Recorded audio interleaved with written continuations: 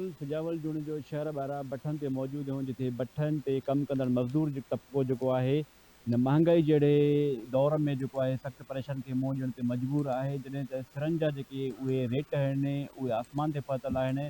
उते कमु कंदड़ मज़दूरनि सां ॻाल्हि ॿोल कंदासीं। वॾी शाम ताईं असां कुराड़ा थी वियासीं, हाणे पछाड़ी असांजो बचनि खे छा पाईंदासीं। मज़दूरी बि सफ़ा जेको त सफ़ा असांजा घटनि, असां काॾे वेंदासीं। महिरबानी कयो असांजी मदद कयो। अटो महांगो आहे, हर चीज़ महांगी आहे। असांजे सिंध जो रेट नथो वधे। 500 में तेल छॾे था अचूं। तव्हां जेका महिरबानी कयो, माने गुज़ारिश आहे तो ग़रीब आहियूं।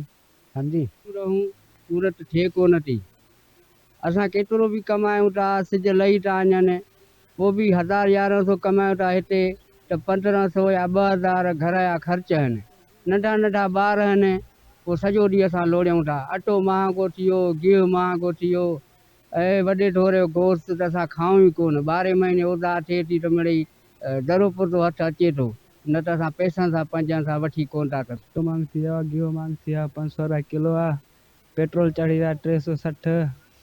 ॿियो डीज़ल चढ़ी वियो आहे।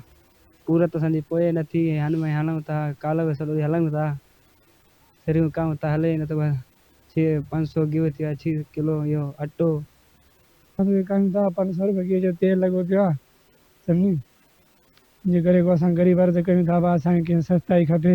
4000 मण अटो ॾियनि था, सॼो ॾींहुं लोड़ियूं था, इहो कयूं था, 1000 रुपया 1200 कमायूं था। असां ग़रीब जो इहो अर्ज़ु आहे त सस्ताई थी पए।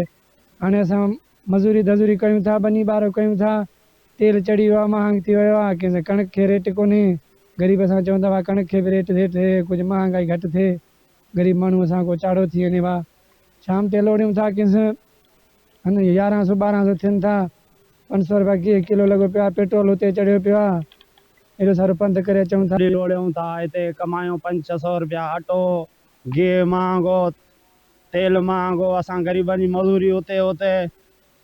जी बिल्कुलु, अवां हिन मज़दूरनि जूं ॻाल्हियूं ॿुधियूं। हुननि सिंध सरकार समेत वस वारनि खां मुतालबो कयो आहे त असांजूं जेके मज़दूरी जी जेका उजरत आहे उहा तमामु घटि आहे, जेका वधाई वञे त जीअं असां पंहिंजे बचड़नि जो जेको आहे पेट गुज़र कयूं। कैमरामैन सां गॾु जाबिर मैसर, धरती टीवी न्यूज़, सिजावल जो।